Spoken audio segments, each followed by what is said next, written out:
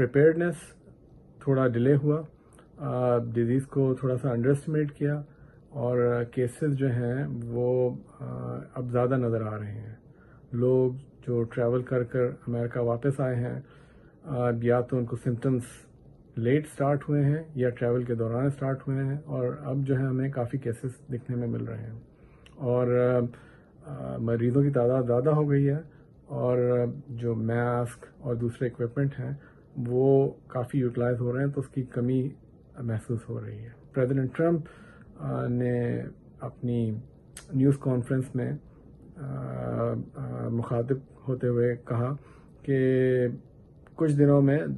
زندگی نارمل ہو جانے کا سلسلہ شروع ہو جائے گا اور لوگ دوبارہ بزنس اور کام میں مشغول ہو جائیں گے. تو اس کا جواب یہ ہے کہ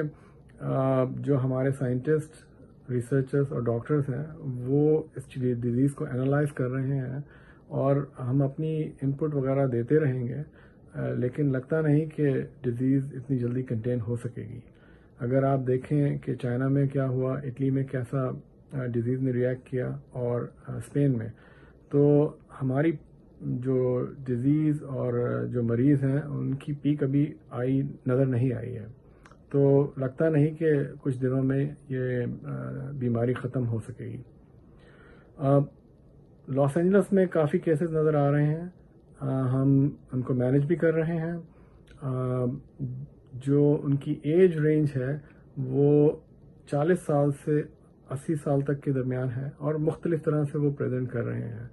یہاں پر کیسز ٹریولرز میں بھی نظر آ رہے ہیں، کمیونٹی میں بھی نظر آ رہے ہیں،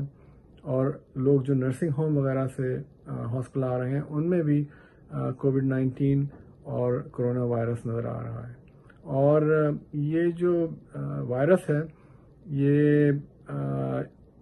اس پرٹیکولر وائرس جو ہے وہ انسانوں میں اور اینیملز میں ہوتا تھا. یہ جو نیا وائرس ہے یہ ووہان میں ملا ہے دسمبر 2019 میں،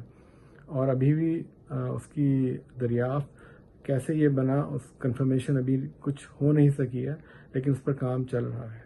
تو میرے سب سے ایک گزارش ہوگی